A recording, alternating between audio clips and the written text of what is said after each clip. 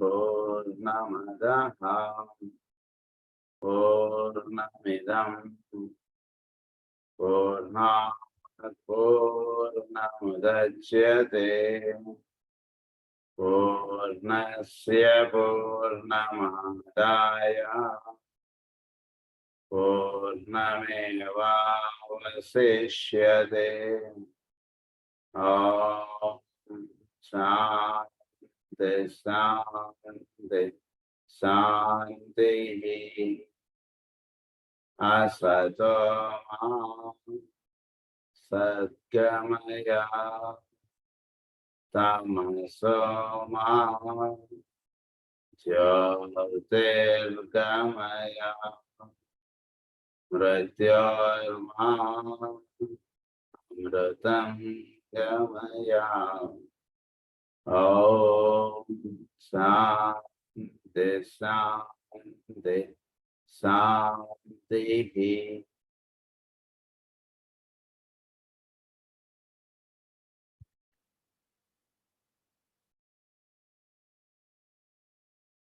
నిన్న క్లాస్లో మనం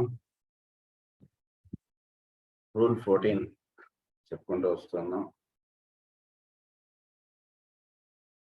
అందులో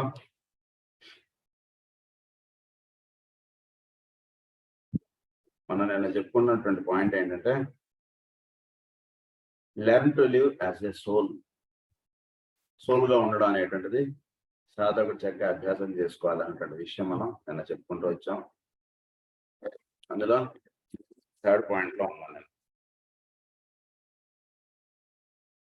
The capacity therefore to work at will through the medium of any particular center, it is only possible when the soul can dwell as the ruler of the throne between the eyebrows, and when the Kundalini fire has been what is occultly called raised. So, the fiery aspect మనలో ఉన్నటువంటి kundalini fiery aspect ఇది చక్కగా ఊర్ధగమనముగా అది ప్రయాణం అనేటువంటిది సాగుతూ ఉండాలి. దానికి చిహ్నం ఏంటంటే మన సాధన చక్కగా ఉంటుంటే మనలో ఉన్నటువంటి కుండలిని చక్కగా ఊర్ధగమనముగా వెళుతూ ఉంటుంది. దాన్నే మనం సోల్ అనేటువంటిది ఇట్ ఈస్ ఎ థ్రోన్. మనలో ఒక థ్రోన్ అనేటువంటిది ఉంది.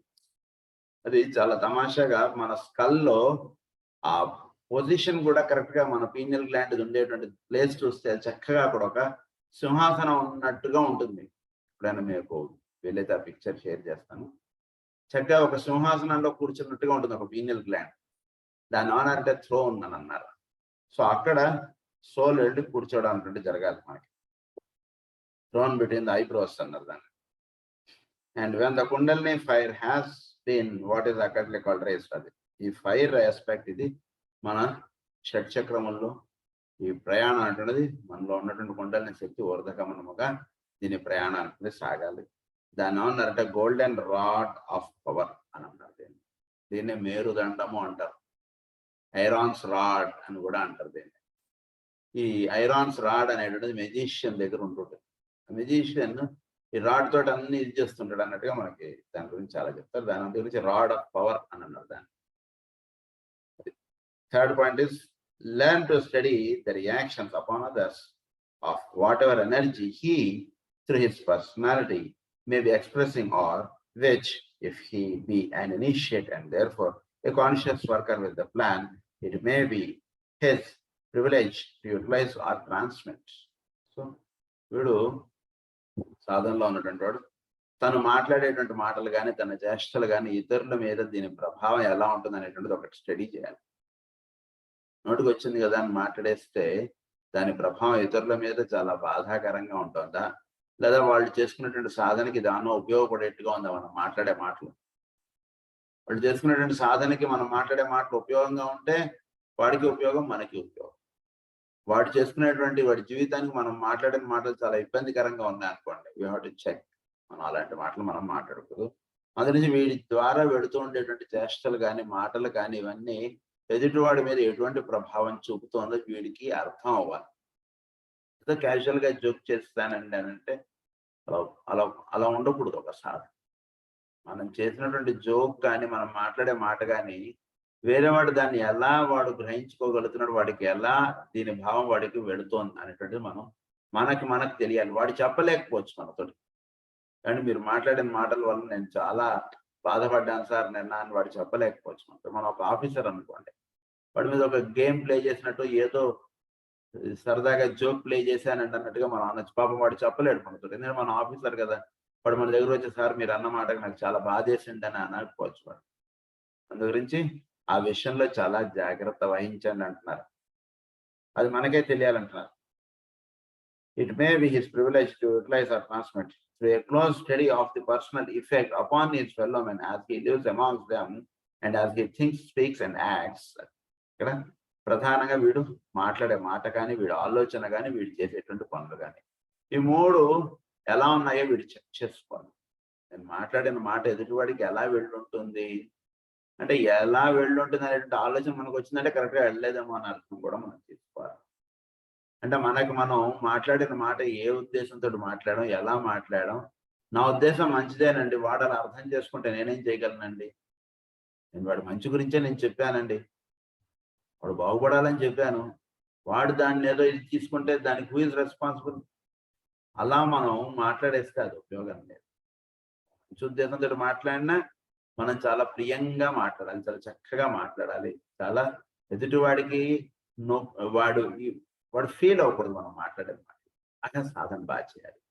మనం ప్రేయర్ చేసుకోమని చెప్పచ్చు, కానీ వాడికి ప్రేయర్ చేసుకోమని చెప్పడంలో వాడికి ఇబ్బంది ఫీల్ అవ్వకూడదు. వాడు అలా కాదురా బాబు అని చెప్పి వాడికి చక్కగా ఇది ఇంపార్టెన్స్ వాడికి తెలియనటువంటి వాడికి చక్కగా తెలియజెప్పడం జరుగుతుంది.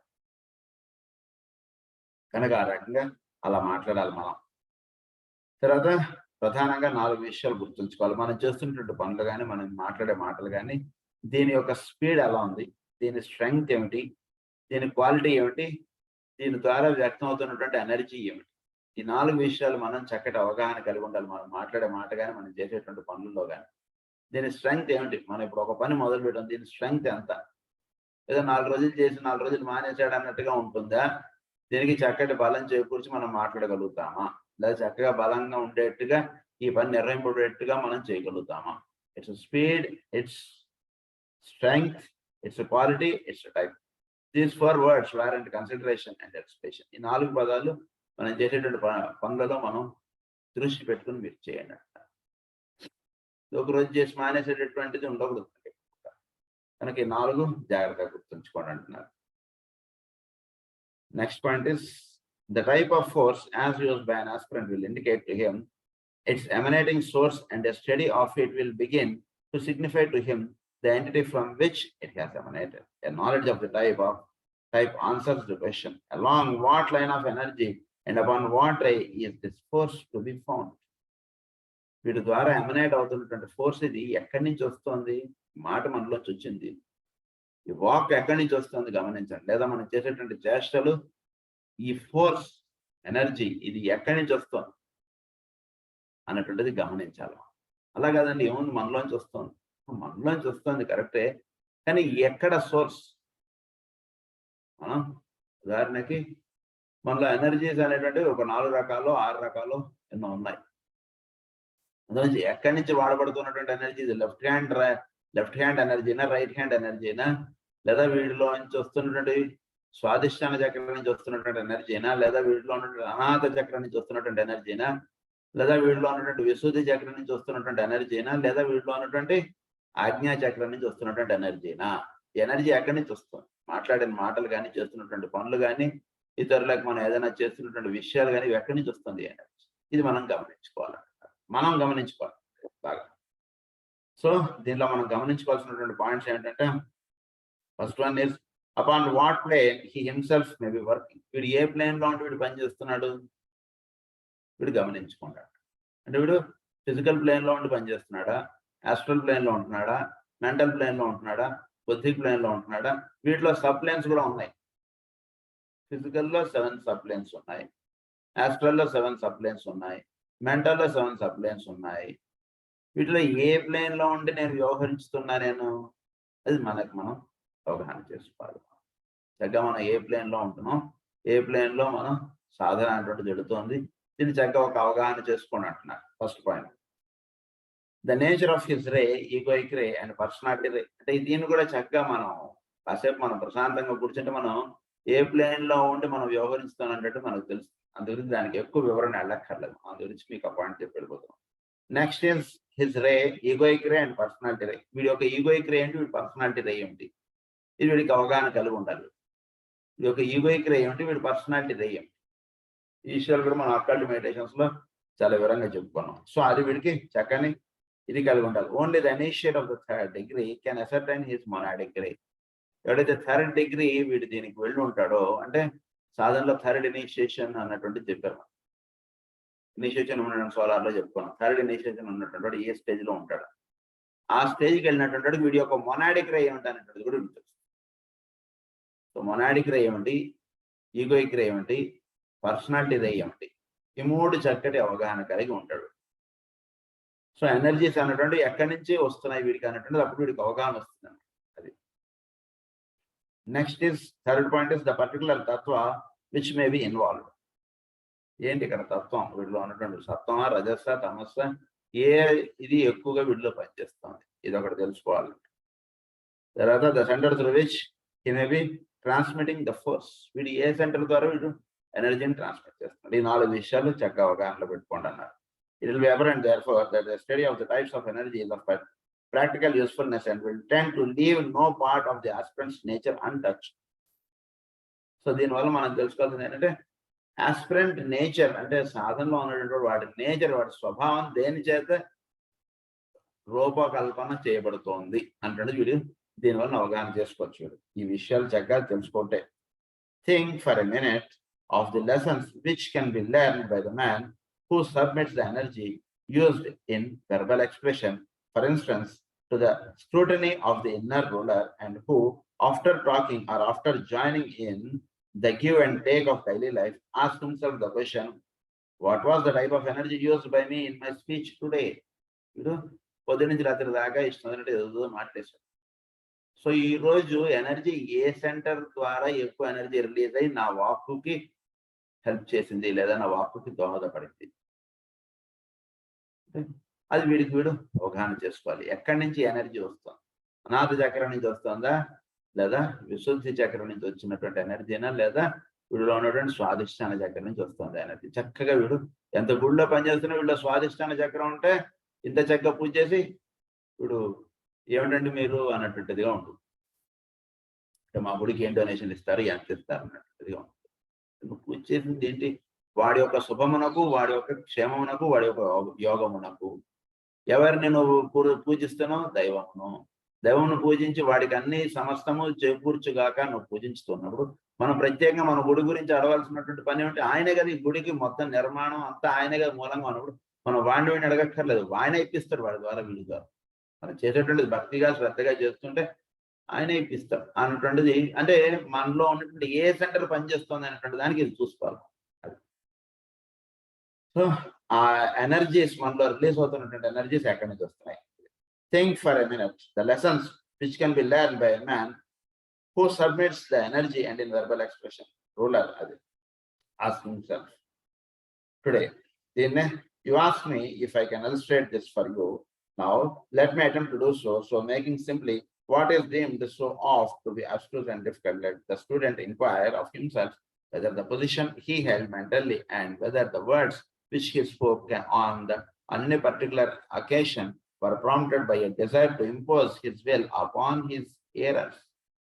వీడు మాట్లాడుతున్నటువంటి మాటలు వీడి యొక్క విల్ ఆస్పెక్ట్ నుంచి వస్తున్నటువంటివా, వీడిలో ఉన్నటువంటి పర్సనాలిటీ ఆస్పెక్ట్ నుంచి వస్తున్నటువంటివా, ఎక్కడి నుంచి వస్తున్నాయి బాబు అంటే వాడు ఉద్దేశం ఏంటి చెప్పండి మీరు ఈ మాట అనడంలో అంటారు చూసారా.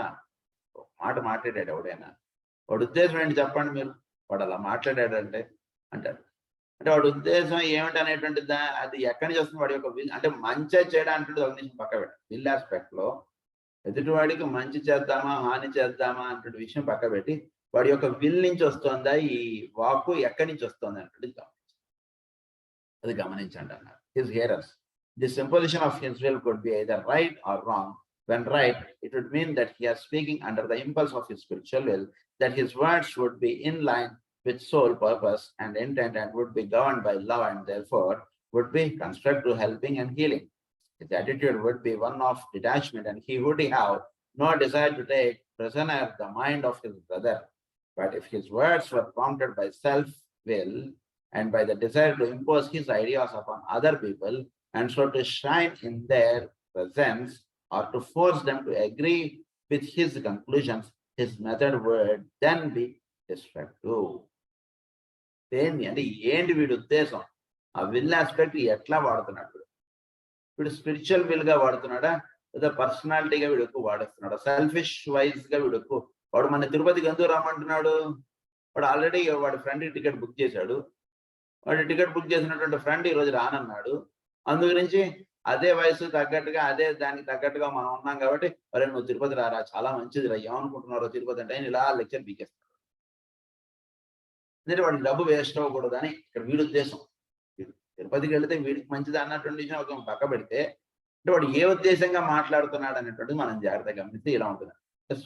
వాడు ఎదుటివాడు బాగుపడాలి, ఎదుటివాడు కూడా ఇది ఉండాలి అనేటువంటి విషయంగా ఉన్నటువంటి వాడు, నేను వెళ్తున్నాను ఊరా అంతైతే టికెట్ కొనుక్కో, 10 రూపాయలు 20 రూపాయలు వాడు టీసీకి మనం ఫైన్ కట్టేస్తే మనని వెళ్ళిపోవచ్చు. మనం నా భర్త మీద నువ్వు పడుకుంది కానీ వచ్చేసి ఇద్దరం కలిసి వెళ్ళిపోతాం, అంత అయిపోయింది.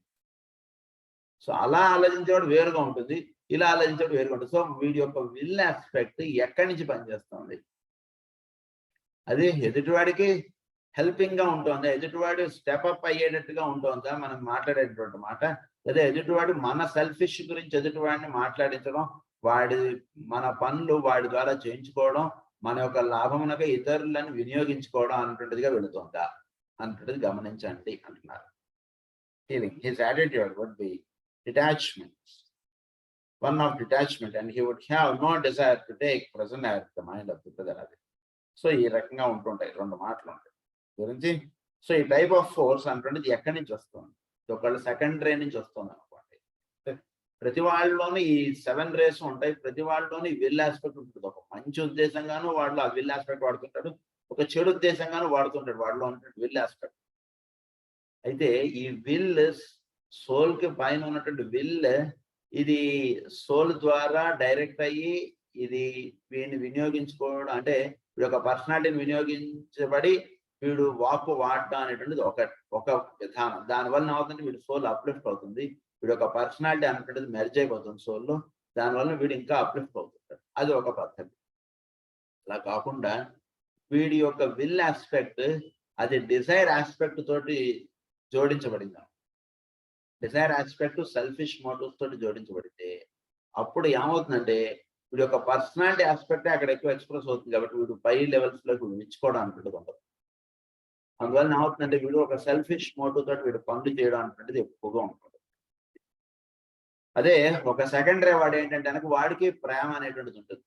ఈ ప్రేమ అనేటువంటిది విల్ ఆస్పెక్ట్ నుంచి వచ్చేటువంటి, సోల్ ఆస్పెక్ట్ నుంచి వచ్చేటువంటి ప్రేమ అనుకోండి. 10 మందికి ఏది ఉపయోగం ఆ పనులు వీడు చేస్తూ వెళ్తాడు. 10 మందికి ఏదైనా మంచి చేద్దాం, 10 మందికి ఏదైనా ఉపయోగపడేటువంటి పని చేద్దాం, ఇలా ఉంటుంది. ఇదే లవ్ అండ్ అఫెక్షన్ ఆస్పెక్ట్, ఇదే సెకండరీ ఆస్పెక్ట్ వీడిలో సెల్ఫిష్ మోటివ్ తోటి నిండబడి ఉంది అనుకోండి. అప్పుడు వీడు తయారు చేసినటువంటి ప్రోడక్ట్ ప్రతి వాడికి అంటగడదామని చూస్తుంది. అంతకుముందు ఎలా ఉండేది, వీడికి విల్ అండ్ లవ్ ఆస్పెక్ట్, అందరికీ ఏది కావాలో అది వీడు తయారు చేద్దాం అనేటువంటిదిగా ఉండేది, అందరికీ ఏది కావాలో అది వీడు తెచ్చిపెట్టడం అనేటువంటిదిగా ఉండేది. అదే ఒక సెల్ఫిష్ మోటివ్ తోటి ఉన్నటువంటి వాడు ఏం చేస్తాడంటే వీడు తయారు చేసిన ప్రోడక్ట్ ప్రతి ఇంటికి అంటగడదాం అనేటువంటిదిగా ఉంది. అలాగే థర్డ్ రే ఆస్పెక్ట్ ఉన్నప్పుడు కూడా అంతే. థర్డ్ రే ఆస్పెక్ట్ యాక్టివ్ ఇంటెలిజెన్స్ అంటే భౌతికమైనటువంటిది. సో ఇవి ఎలా పనిచేస్తుంటే ఈ మోటివ్ అనేటువంటిది పర్సనాలిటీ బేస్డ్ గా ఉంటుందా లేదా అన్సెల్ఫిష్ బేస్డ్ గా పనిచేస్తుందా? సో థర్డ్ రే వీడిలోనే పనిచేస్తుంటుంది, వాడిలోనే పనిచేస్తుంటుంది. కాకపోతే వీడి యొక్క అప్రోచ్ ఎట్లా ఉంది అనేటువంటి దాని మీద ఆ థర్డ్ రే ఇంపాక్ట్ అనేటువంటిది ఉంటుంది. సో అది జాగ్రత్తగా గమనించండి అంటున్నారు. మీలో థర్డ్ రే ఆస్పెక్ట్ ఎలా పనిచేస్తుంది, లేదా సెకండ్ రే ఆస్పెక్ట్ ఎలా ఉంటుంది అనేటువంటిది గమనించుకుంటే ఈ విషయాలు మీకు చక్కగా తెలుస్తాయి. If he is however A true disciple and aspirant, he will work with the plan and will wield third ray force to bring about the loving purposes of the spiritual reality. Okay, చక్కగా సాధకుడు అనుకోండి. వీడు ఏం చేస్తాడు? Third ray force to bring about the loving purposes of the spiritual reality. దానికి ఒక ఏ purpose కి వీడు ఎదుటి వాడిని వీడు తిరుపతికి తీసుకెళ్తాడంటే ఒక లవింగ్ పర్పస్, ఆ పర్పస్ గా వీడు తీసుకెళ్తాడు. అది లవింగ్ పర్పస్ ఉంటుంది, స్పిరిచువల్ రియాలిటీ ఉంటుంది. వీడు ఒక్కడు వెళ్తున్నాడు, వీడికి భయం ఉందనో లేదా వీడికి టికెట్ వేస్ట్ అవుతుందనో వీడి ఫ్రెండ్ వీడికి పిలుచుకెళ్ళడం అన్నటువంటిదిగా కాదు. ఒక లవింగ్ పర్పస్. మా బస్సులో చోటు చేసుకుందా, ఏం కాదు, పోదాం పదండి, అలా ఉద్దేశంగా తీసుకెళ్తున్నటువంటి వాడు ఎవడు వస్తాడన్నా అదిదో మాస్టర్ చెప్తారు. వాడు ఆ ఊరిలో మనకి ఆముక్తి మాడలేదని ఎందుకని చెప్తారు. ఆ ఊరిలో వాళ్ళు ప్రతిరోజు మనం రేపు బయలుదేరి శ్రీరంగం వెళదాం అంటారు. ఎవరైనా వస్తారంటే ఇంకో రోజు ఆగుదాం అంటారు. అయితే ఇంకోడెవడో వస్తానన్నట్టు, వాడెవడో వస్తానంటే అయితే 1 డే పోస్ట్ పోన్ చెప్తారు. దానివల్ల ఏమవుతుంటుంది, ప్రతిరోజు శ్రీరంగం వెళ్లాల్సినటువంటి దానికి యాత్రకు కావాల్సినటువంటి సన్నాహములు జరుగుతూ ఉంటాయి. అది అలా చెప్తాను. సో ఆ రకంగా అంటే సెకండరీ ఆస్పెక్ట్ ఉన్నటువంటి వాడు అలా ఉంటాడు. సో అంటే ఇది స్పిరిచువల్ విల్ గా పనిచేస్తున్నటువంటి వాడి యొక్క విధానం అలా. He will be busy purposes of the spiritual reality. He will be busy and active, and his word will carry truth. So spiritual will ga pancheseటువంటి వాడు ఎలా ఉంటాడంటే he will be busy and active, and his word will carry truth and will lead to the helping of others, for they will be detached and true. ఈ రకంగా వీడు ఉంటుంటాడు. Next is the use of the hands. హస్తములు దీని గురించి చాలా చెప్తారు మనకి. It is of value here when we are dealing with the world of force to give a little information and the use of the hands and such work. One of the masters have said, it is but with armed hand and ready either to conquer or perish that the modern mystic can hope to achieve his objects. So armed hand and ready either to conquer or perish. ఏదైనా ఒకటి మనం పొందాలన్నా మనం పోగొట్టుకోవాలన్నా దానికి కారణం ఈ చేతులేనండి. హస్తములుతో వీటి ద్వారా ఎంతో ఎనర్జీస్ మన ద్వారా అలా విడిపోతుంటాయి, మనకు అలా వస్తూ ఉంటాయి. 10 మంది మహానుభావులు పెద్దల యొక్క పాదాలు మీరు ముట్టుకున్నారనుకోండి, మీలోకి ఎనర్జీస్ అలా వచ్చేస్తుంటాయి. అంతే కనబడిన ప్రతివాడికి పాదాలను పెట్టుకోండి అంతే. ఏం మొహమాటం పడడం, ఇలా ఏదో అనుకోవడం, ఇవన్నీ పక్కబడి సాధనలో వెళ్దాం అనుకున్నవాడు మనకన్నా కాస్త విద్యావంతుడు, పెద్దవాడు, వయసు చేత లేదా బుద్ధి చేత వాడికి చేతిలో వాడికి పాదాలకు దండం పెట్టాడు. దానివల్ల నవ్వుతుంది ఈ చేతులు వాడి పాదాలు ఎప్పుడైతే టచ్ అవుతాయి మీలోకి ఎనర్జీస్ అలా వచ్చేస్తుంటాయి. అదే ఈ చేతుల ద్వారా అక్కర్లేని పనులు లేదా చేయకూడని చోట్ల ఈ చేతులు పెడితే చేతులు కాలిపోతాయి, ఒళ్ళు కాలిపోతాయి. పెరిష్ అన్నారు. Conquer or perish that the modern mystic can hope to achieve his objects. Modern mystic. I intend to speak a few words about the hands, but there is more occult teaching hidden in these words than in apparent on the surface. In one of the old books, the armored hand is an empty hand, and this protects its possessor from the accusations of his enemies. ఇది మనకి చాలా protect చేస్తుంది hands. ఎన్నో రకాలైనటువంటి మనకి జరిగేటువంటి కష్టాల నుంచి, ఇబ్బందుల నుంచి ఈ చేతులు మన అలా ప్రొటెక్ట్ చేస్తాం. తెలియకుండా ఇలా వీడు ఎప్పుడు ఊహించని వీడు బాడీలో ఎప్పుడు ఎక్స్పీరియన్స్ అవ్వనటువంటి విధంలో వీడు పడుతున్నాడండి, జారి పడిపోతున్నాడు రోడ్డు మీద ఎక్కడో. ఈ హ్యాండ్స్ ఎట్లా వెళ్ళిపోతాయంటే వీడు బాడీకి లీస్ట్ ఇంజరీ జరిగేట్టుగా ఈ హ్యాండ్స్ అడ్జస్ట్ అయిపోతాయి ఆటోమేటిక్గా. ఇంతకుముందు దీనికి మెమరీ వచ్చిందా ఈ విషయం మీద అంటే లేదు. అయినా ఈ హ్యాండ్స్ ఎట్లా వెళ్ళిపోతాయంటే మన బాడీకి లీస్ట్ ఇంజరీ ఇచ్చేట్టుగా ఈ హ్యాండ్స్ అడ్జస్ట్ అయిపోతాం బాడీ. సో ఆ రకంగా వీడికి ఎన్నో రకాలైనటువంటి పనులలో నుంచి, ఎన్నో రకాలైనటువంటి విధానముల నుంచి ఈ హస్తములు వీడిని సాధకుడిని రక్షిస్తూ ఉన్నాయి. ఆ విషయం ఒకటి గుర్తుపెట్టుకోండి అంటున్నారు. His enemies, it is hand freed from the taint of the 4 symbolic evils: gold, lust, the dagger, and the finger of enticement. ఇదన్నిటి చేత మనకి ఈ హస్తములు మనల్ని రక్షిస్తూ ఉన్నాయి. అంటే అనేక రకాలైనటువంటి కోరికలు, అనేక రకాలైనటువంటి అవు పొందుదాం, ఇవి పొందుదాం అనేటువంటిది ఇలాంటివి చాలా మనలో పనిచేస్తుంటాయి. బట్ అన్ని చేత మనకు రక్షింపబడుతూ ఉన్నటువంటిది ఏంటంటే ఈ హస్తముల చేత. అంటే నిజానికి మన మనసులో ఒక కోరిక ఉందండి, అదేదో ఎదుటివాడి దగ్గర మొత్తం వాడి చేతికి అన్నిటికీ రవ్వల ఉంగరాలు ఉన్నాయి, కూడా ఒక ఉంగరం మనకి ఇస్తే బాగుంటుంది మనలో కోరిక ఉంది. ఇస్తావని చేయి చాచలేదు అనుకోండి, వీడు లోపల కోరిక ఉంది కానీ వద్దు సార్ అన్నారు. అంటే ఏంటి, his hand is protecting him from falling down.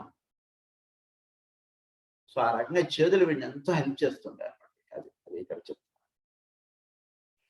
These words are most significant, and it might be well to study briefly the type of hands and their quality, which are distinct of disciples. In all forms of esoteric teaching, the hands play a great part, and this for 4 reasons. చేతులు ఇవి 4 reasons చెప్తున్నారు. ఒకటి, they are symbol of acquisitiveness, they are centers of force, they are wielders of sword, they are when employed unselfishly instruments of healing agencies whereby certain keys are turned. They are symbol of acquisitiveness. రక్షించేటువంటి విధముగా, మనని కాపాడేటువంటి విధముగా ఈ చేతులు మనలో పనిచేస్తూ ఉన్నాయి. అదొకటి విషయం జాగ్రత్తగా అవగాహనలో పెట్టుకోండి అంటున్నారు. So acquisitiveness. తర్వాత they are centres of force. వీటిలో ఎన్నో ఫోర్సెస్ ఉంటాయి మన చేతులు. Are lot of forces in hands. అంటే సమస్త దేవతలు మన చేతిలో ఉంటారు. కరమూలే అని చెప్పి కరమధ్యే సరస్వతి అని శ్లోకం ఉంది సార్. అది మొత్తం అందు గురించి పొద్దున్న లేవగానే ఈ చేతులు ఇలా పెట్టుకుని ఫస్ట్ ఏమి చూడకుండా పక్క నుంచి లేవగానే ఇలా పెట్టుకుని ఆ శ్లోకం చదువుకోవాలంటారు. కరమధ్యే సరస్వతి కరమూలే అది దగ్గర లక్ష్మీ సరస్వతి పార్వతి శ్లోకం. ఆ ముగ్గురు దేవతలు ఈ చేతిలో ఉంటారు. చేతులు తర్వాత ఈ మొత్తము గ్రాములు 9 గ్రాములు ఈ చేతిలో ఉంటాయి. తర్వాత 12 రాసులు మన చేతిలో ఉంటాయి. ఇవన్నీ మొత్తం మన చేతిలో ఉంటాయి అన్నమాట. మొత్తం గ్రహములు అన్నీ కూడా ఇవన్నీ ఇట్లా. సో అవన్నీ మన చేతిలో ఉంటాయి కాబట్టి వీటిని they are centres of force అన్నారు. They are wielders of the sword. ఇది చక్కటి ఇది వాడి ఒక స్వాడ్, కత్తి లాంటిది అన్నట్టు. చెయ్యి ఏమనుకుంటున్నా అదన్నమాట. అంటే కత్తి అనేటువంటి దాన్ని అదేంటో వివరం మనకు ఎక్స్ప్లెయిన్ చేస్తారు. దే ఆర్ ద స్వాడ్ అన్నారు. They are when employed unselfishly instruments of healing. ఇది అన్సెల్ఫిష్ గా పడితే వీడు హీలింగ్ అంటే తగ్గిపోతుంది. వీడి చేతితో పొట్లం కట్టిస్తే వాడికి తగ్గిపోతుంది. వాడు సోడియం కట్టించినా తగ్గిపోతుంది. తమాషా ఉంటుంది కొందరు. చాలా ఆశ్చర్యం వేస్తుంది. ఒక కేసులో ఒక డిస్పెన్సరీకి వెళ్ళాం. ఆయన ఆ మందు ఎందుకు వేసాడో, ఆ సిమ్టమ్స్ ఉన్న ఆయన ఇచ్చిన మందికి అసలు టాలీ అవ్వలేదు, కానీ వాడికి తగ్గిపోయింది.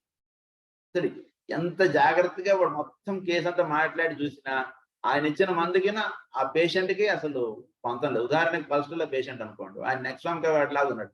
ఎలా సరిపోయింది అర్థం కాలేదు. కానీ ఆయన ఫస్ట్ లో ఇచ్చాడు, వాడికి తగ్గిపోయింది.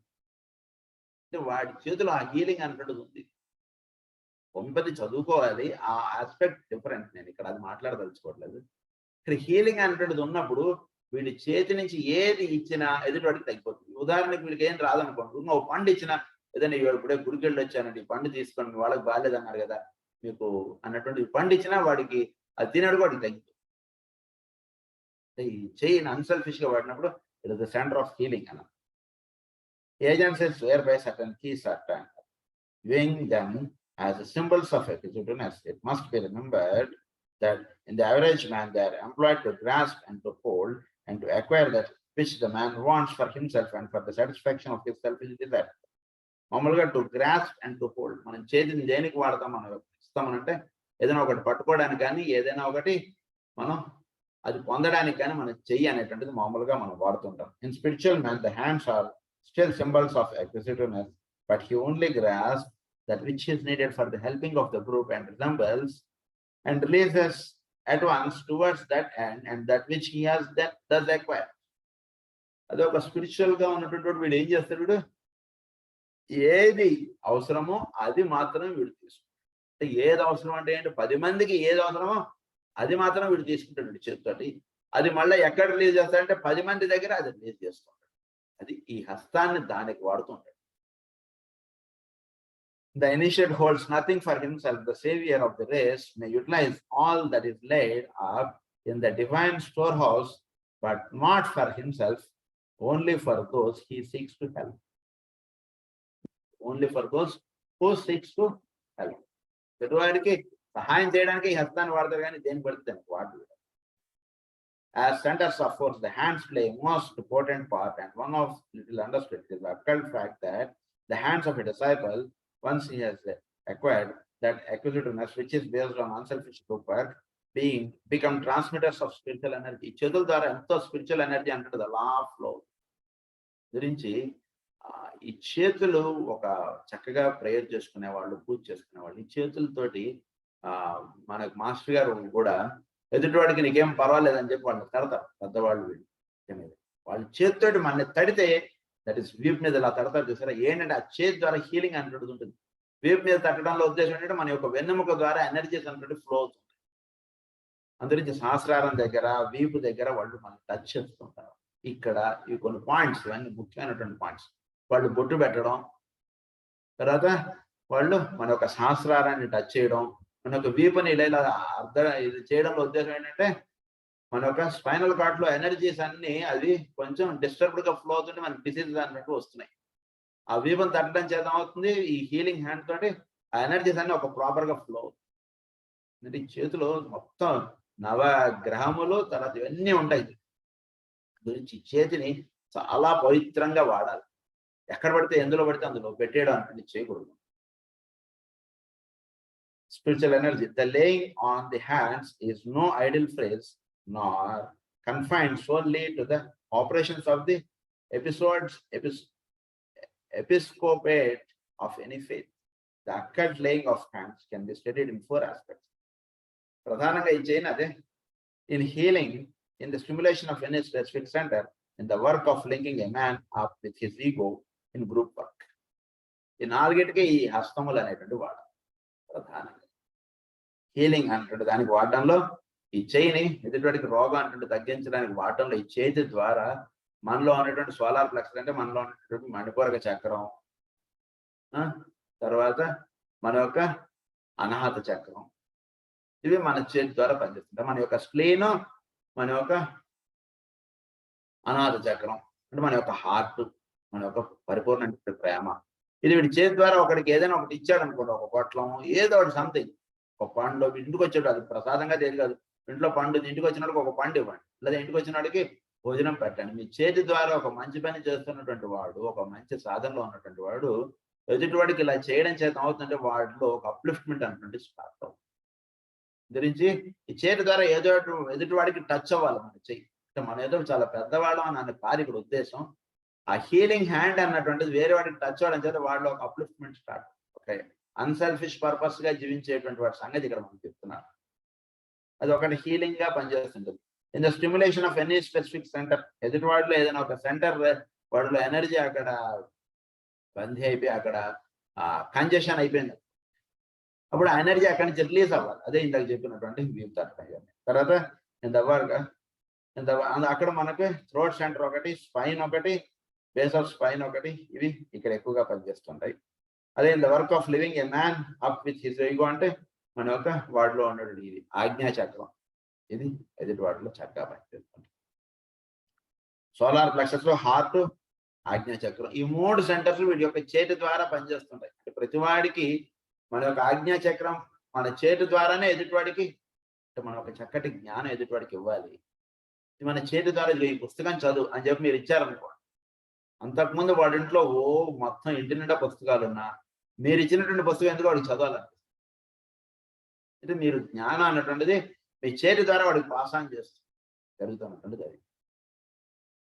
ఇన్ గ్రూప్ వర్క్, ఏదైనా సరే గ్రూప్ వర్క్ వాటిల్లో చేయడానికి మనం హస్తములు వాడటం చేత అవుతుందంటే మన యొక్క హెడ్ సెంటరు, మన యొక్క throat centre, base of spine, ఈ 3 ఈ సెంటర్స్ మన చేతుల ద్వారా పనిచేస్తాయి. ఒక గురు పూజలను వీడు ఏమైనా ఒకటి చేద్దామండి అని చెప్పి వీడు ఎదుటివాడిని ఇనిషియేట్ చేయడం అంటే జరుగుతుంది అనుకో, అప్పుడు ఈ 3 సెంటర్స్ ద్వారా ఈ చేతిలోకి ఆ ఎనర్జీస్ వెళ్ళి ఇవన్నీ పనిచేస్తాయి. అంటే మనలో ఉండేటువంటి షట్ చక్రము లో ఉండేటువంటి సెంటర్స్ కావాల్సినటువంటి కీ పాయింట్స్ కూడా మన చేతిలో ఉంటాయి.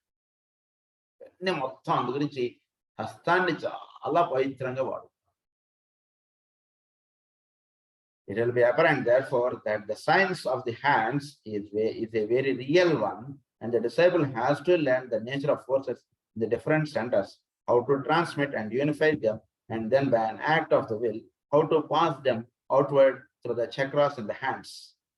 చక్రాలు ఇవన్నీ కూడా మన చేతిలో ఉంటాయి, కానీ వాటిని అన్నిటిని ఎలా పాస్ ఆన్ చేయాలనేది మనం చక్కగా తెలుసుకోవాలి. The hands do their work either directly or through the projection of a steady flow once the blended currents have been tapped, or indirectly or the manipulation.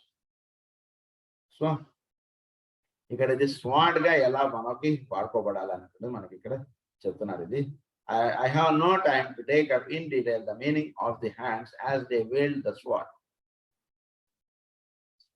save to point out that the sword as a symbol stands for many things. The sharp two-edged sword is a discriminative faculty which reaches to the roots of the chela's being and separates the real and the true from the false and impermanent.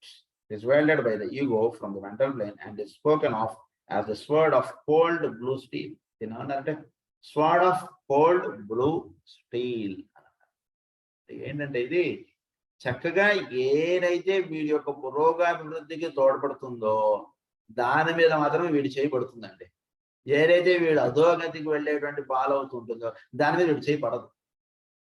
అలా ఉంటుందండి. 2-edged sword అన్నారు. కనుక ఆ రకంగా the real and true from the false and impermanent. ఆ రకంగా వీడు ఒక చేల అంటే ఒక సాధకుడుగా ఉంటున్నటువంటి వాడు which reaches to the roots of the chela being and separates the real and the true. అంశ అంటారు దాన్ని. అంటే దట్ కెన్ సీ అంటే పాలు నీళ్ళని వేరు చేసి చూడగలిగేటువంటి తత్వం అంశలో. సో అలా ఒక మంచి ఒక చెడు ఉదాహరణగా కూడా 10 ఉన్నాయనుకోండి, వీడు చేయి దేని మీద చేస్తారంటే ఏది వీడు చేయి పడుతుందో అది వీడిని అప్లిఫ్ట్ చేస్తుందో దాని మీద మాత్రం వీడు చేయబడుతుంది. The sword of renunciation or the double-bladed axe which the chela willing applies to anything he considers as likely to hold him back from his goal. It's applied primarily to the things of the physical plane. So వీడిని ఆ రకంగా ఏ వస్తువులు అయితే వీడికి అప్లిఫ్ట్మెంట్కి use అవుతుంటాయో, ఏ విషయాలు అయితే వీడిని uplift చేస్తాయో అటువంటి విషయాల మీదే వీడి యొక్క హస్తం అంటున్నది ఉంటుంది. The sword of the spirit is that weapon which in the hands of the disciple cuts down before the eyes of the group he is serving the obstacles which stand in the way of group progress. Group progress కి ఏవైతే అడ్డుగా ఉంటున్నాయో అవి అన్ని కూడా వీడి యొక్క sword of అంటే the sword of the spirit. Sword గా ఉండి ఏవైతే అక్కర్లేదు అవన్నీ ఇలా పక్క పెట్టేస్తాడు. ఏవి చేయడం చేత గ్రూప్ ప్రోగ్రెస్ అవుతుందో దానికి మాత్రమే అటువైపుగానే ఈ హస్తం వాడడం అనేది. అంటే ఏవైతే చేయకూడదో అటువైపు వీళ్ళ గ్రూప్ని తీసుకెళ్ళాడు. వీడు అసలు అటువైపు వీడు అవసరం లేదండి అంటాడు, ఆ పుస్తకాలు అవసరం లేదండి అంటాడు, ఆ ఊరు వెళ్ళక్కర్లేదు మనం అంటాడు. ఇలా ఇవన్నీ వీడు చేసేస్తాడు. ఆ రకంగా ఉంటుంది. The steel is needed for the transmission of the fire. The steel అంటే ఇది నాకు చెప్పారు కదా, బ్లూ గోల్డ్ స్టీల్ అని. Steel is needed for the transmission of fire. వీడిలో ఉన్నటువంటి ఫైర్ ఎదుటివాడికి ట్రాన్స్మిట్ చేయాలంటే it is hand is required. గురించి వాళ్ళు చేతితోటి వాళ్ళు ఇలా చేతితోటి వాళ్ళు పడతారు వాళ్ళు పెద్దవాళ్ళు. When the force of the inner man is coupled with the energy transmitted to the chakras of the palms, it passed down the shining blade and blade with the force of the one who is the all. One who is the all. వాడైతే మొత్తం అందరికీ సంబంధించినటువంటి వాడు వాడి యొక్క energies వీడి ద్వారా laughed అవుతాయి. And thus it might be added in the energy of the unit augmented by the force of the greater whole. It is said in the occult books and likewise in the secret doctrine that all initiates must be healers. Therefore, that all initiates use the palms of the hands in the work of healing. Only those, therefore, who have wielded the sword dare lay the sword down and stand with empty hands uplifted in blessing. Only the armored hand can have taken the kingdom of heaven by force, and who are occultly known as the violent ones can take the heavenly supply and use it in the work of healing. So సోట్లో మనకి direct లో ఒక ఇది ఉంటుంది card. ఇందులో ఏంటంటే ఇలా ఒక సింహాసనం మీద ఒక ఆయన కూర్చుంటే కత్తి ఇలా ఆకాశంలో ఇలా చూపిస్తూ ఏంటంటే ఈ హ్యాండ్ అన్నటువంటిది ఇట్ ఈస్ ద స్వాడ్ అని అర్థం. ఇది స్వాడ్. ఈ స్వాడ్ ని వీళ్ళు వాడడంలో ఇనిషియేట్స్ వీళ్ళందరూ వాడడంలో ఉద్దేశం ఏంటంటే ఈ ఎనర్జీస్ అన్ని కూడా ట్రాన్స్మిట్ పాస్ ఆన్ అయ్యేటువంటిది త్రూ ది హ్యాండ్ అన్నమాట. So taking the kingdom of heavenly by force, and who are occultly known as the violent ones can take the heavenly supply and use it in the work of healing. ఈ heavenly supply అంటే చోట్ల నుంచి వస్తున్నటువంటి energies ని వీడు తీసుకుని వీడు జీవులకు అందించడానికి హ్యాండ్ అనుకుంటుంది వాడతాం. అది ఇక్కడ చెప్పండి. అంటే హ్యాండ్ వాడడం అంటే ఎదుటివాడిని మనం ఈ హ్యాండ్ తోటి ఎదుటివాడికి ఒకటి టచ్ వెళ్ళాలి. ఎదుటివాడు ఏదైనా కష్టాల్లో ఉన్నాడు, నీకేం పర్వాలేదా ఏం పర్వాలేదా అని అంటే కుదరదు. వీడు వాడికి ఏదో ఒకటి వాడికి సంబంధించిన ఒక వస్తువు వీడు వాడికి ఇవ్వడము, లేదా వాడి యొక్క చేతులు వీడు తాకడమో లేదా మనకన్నా చిన్నవాళ్ళు అయితే వాడి శిరస్సు తాకడం ఇవి చెయ్యాలి. అది చేయడం చేత లేదా పెద్దవాళ్ళు అలాంటిగా చేస్తారు. అది వెళుతుంటుంది. The true healing force can only flow through those who in some degree, either directly by right initiation or advanced discipleship, or indirectly as being used as the inner side by some adept or advanced healer, or linked with the hierarchy. A man should know his status before he can rightly heal. This does not apply to those healers who are unconscious workers, being powerful transmitters of prana or solar vitality.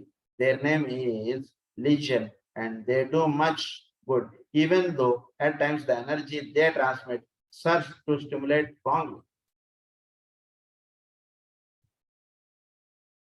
So కొందరిలో ఏమవుతుంటుందంటే ఈ energy అనేది వాళ్ళ ద్వారా pass on అవుతున్నటువంటి విషయం మామూలుగా ఒక సాధకుడు తెలుసుకోవాలి. అది ఒకటి. కొందరిలో అది వాళ్ళకి తెలియదు. వాళ్ళ ద్వారా అలా ఎనర్జీ పాస్ ఆన్ అవుతూ ఉంటుంది. అంటే ఒక చక్కటి ఎవరి ద్వారా పాస్ ఆన్ అవుతుందంటే ఒక్కటేనంటే వాడికి లోపల ఎదుటివాడి మీద అకారణంగా ప్రేమ అనేటువంటిది ఉన్నటువంటి వాడి ద్వారా ఎనర్జీ అనేటువంటిది పాస్ ఆన్ అవుతుంది. ఎందుకు వాడిని ప్రేమ అంటే వీడికి అయ్యో పాప అంటున్నది లోపల నుంచి అలా తడుతుంది, ఆ భావం వచ్చేస్తుంది. అలా ఉన్నటువంటి వాడికి ఎనర్జీ అనేది వాడి ద్వారా పాస్ అవుతుంది. ఒక్కొక్కసారి ఆ ఎనర్జీ వాడి ద్వారా పాస్ అవుతున్నటువంటి విషయం వాడికి తెలియకపోయచ్చు కూడా. అలా ఒక్కొక్కసారి అలా జరుగుతున్నప్పుడు దానివల్ల ఒక రాంగ్ యూస్ ఆఫ్ ఎనర్జీ అనేది కూడా విడిపోవచ్చు. But that doesn't matter. మీరు అది వాడికి తెలియకుండా కొన్ని వెళ్ళిపోతుంటాయి కదా అలా. As regards the use of the hands in turning keys, I will simply give a hint. Only those hands can turn the key in the door of initiation who learn the art of the centers. The significance of the hands in service, the wielding of the swords, and the 4 positions in which the hands are held in group service. Study therefore the type of force which you usually wield, know along what line of ray energy it comes, and so arrive at a truer knowledge of yourself and of your own inner capacities, and ascertain likewise what types of energy you may lack and how your equipment can be duly rounded out.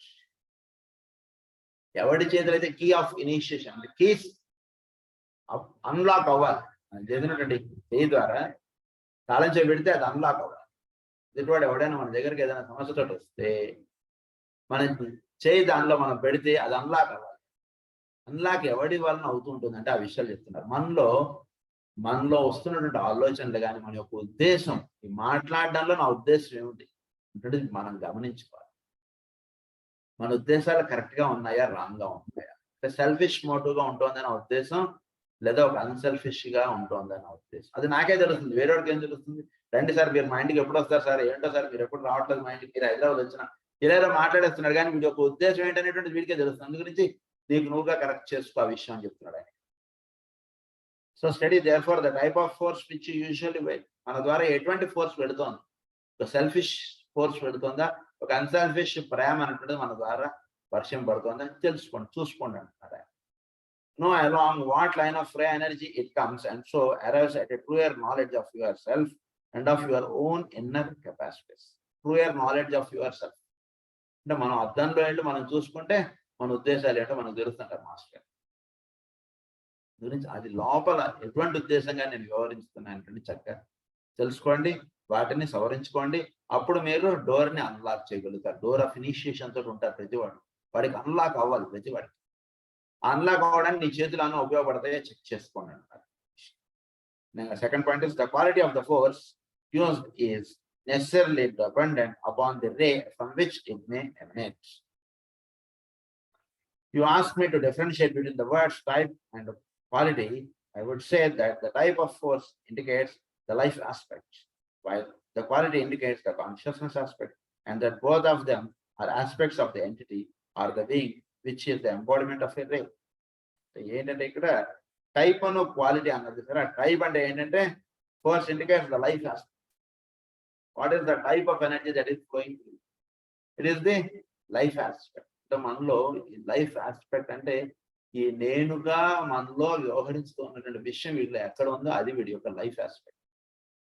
అది వీడి యొక్క type of energy. వాడి ద్వారా వస్తున్నటువంటి energy ఏమిటనేటువంటిది వీడిలో ఈ నేను అనేటువంటిదిగా వీడిలో వ్యవహరిస్తుంది చూసారా, that is the type of him. తర్వాత ఇంకొకటి ఏమిటి? ద టైప్, ఒకటి the quality indicates the consciousness aspect. So ఏంటి వీడిలో ఉండేటువంటి quality indicates the consciousness aspect. So వీడి యొక్క కాన్షియస్నెస్, వీడి యొక్క ప్రజ్ఞ ఎటువంటి అంటే ఎంతవరకు వీడు సాధన చేసుకుని వచ్చాడో దానికి తగ్గట్టుగా వీడి యొక్క క్వాలిటీ అంటుంటుంది. టైప్ ఆఫ్ క్వాలిటీ ఈ రెండు చక్కగా ఉంటాయి. అంటే వీడిలో వస్తున్నటువంటి విల్ ఆస్పెక్ట్ వీడు అంటే వీడిలో ఒక ఉద్దేశం అంటే తీసుకున్నాం. ఉద్దేశం తీసుకున్నప్పుడు ఈ ఉద్దేశాన్ని మనం జాగ్రత్తగా మనలో వస్తున్నటువంటి మనం ఒక మాట మాట్లాడాం, ఆ ఉద్దేశాన్ని మనం జాగ్రత్తగా గమనించుకుంటే మనకు అర్థమవుతుంది ఇది ఎటువంటి టైప్ ఆఫ్ ఎనర్జీ లేదా ఎటువంటి టైప్ ఆఫ్ ఫోర్స్. ఉదాహరణకు ఒక మాట మాట్లాడాను ఎదుటి వాడితో, మీరు మా ఇంటికి రండి అని అంటాడు. ఎటువంటి ఉద్దేశంగా వీడు రమ్మంటున్నాడు? వీడు అది కాదండి, ఇంకైనా మంచిది, మనం ఒక ఫ్రెండ్షిప్ అనుకుంటుంది మెయింటైన్ చేస్తే మంచిది కదా, అందరించి సరదాగా రమ్మను, అంతమించి ఇంకా వేరే ఉద్దేశం ఏం లేదు, ఎదుటివాడిని రమ్మను అనుకోండి ఊరికి. అంటే ఏమిటి అక్కడ వీడి నుంచి వస్తున్నటువంటి టైప్ ఆఫ్ ఫోర్స్ లోపల నుంచి వస్తున్నటువంటిది కాదు, ఊరికే రోడ్డు మీద కనపడ్డాడు మీరు మా ఇంటికి రండి సార్ అని పిలిచాడు అంతే. That is the here type of force is not from the will aspect. అలాగే వీడి యొక్క క్వాలిటీ ఆఫ్ ఫోర్స్ ఎటువంటి క్వాలిటీ కలిగి ఉంది, వీడి యొక్క కాన్షియస్నెస్ అంటే వీడికి లోపల సోల్ నుంచి వీడు ఎదుటివాడిని రమ్మని ఆహ్వానిస్తున్నాడు వాడి ఇంటికి, లేకపోతే ఎదురుపడ్డాం కాబట్టి ఎక్కడో పెళ్లి దగ్గర ఎక్కడో ఏదో ఫంక్షన్ దగ్గర ఎదురుపడ్డాం కాబట్టి ఊరికనే పర్సనాలిటీ ఆస్పెక్ట్ నుంచి లేదా నాలుగు చివరి మాటగా వీడు క్వాలిటీకి రమ్మంటున్నాడు. సో మనలో ఎటువంటి భావన చేత మన యొక్క వాక్ అనేటువంటిది బయటకు వస్తుంది, లేదా ఎదుటివాడిని మనం పిలుస్తున్నాం లేదా మాట్లాడుతున్నాం. ఈ టైప్ క్వాలిటీ ఈ రెండింటి చేత మన యొక్క రే ఆస్పెక్ట్ అనేటువంటిది బిల్డప్ అవుతుంది. సో వీడు ఫస్ట్ రే వాడైతే ఒక రకంగా వ్యవహరిస్తాడు, సెకండ్ రే వాడైతే ఒక రకంగా వ్యవహరిస్తాడు. ఈ రే ఆస్పెక్ట్ అనేటువంటిది ఈ టైప్ క్వాలిటీ చేత నిర్ణయం పడుతుంది అంటున్నారు. The type will manifest primarily through what we might call dynamic direction and through its power to produce an effect. This has, of course, to be coupled to right quality and skill in action. The quality will be indicated more by its power of attractive approach. Quality అంటే attractive approach. దేని చేత అంటే వీడి యొక్క quality ఏంటి, వాడు ఎటువంటి ప్రేమతో పిలిచాడు అనేటువంటిది ఈ యొక్క క్వాలిటీ అంటుంటుంది. మనం ఇంకా వివరంగా నెక్స్ట్ క్లాస్ స్వస్తి ప్రజాభ్య పరిపాలయ న్యాయేన మార్గేణ మహీం మహీసా గో బ్రాహ్మణేభ్య శుభమస్తు. లోకా సమస్తా సుఖినః భవంతు. లోకా సమస్తా సుఖినః భవంతు. లోకా సమస్తా సుఖినః భవంతు. ఓం శాంతి.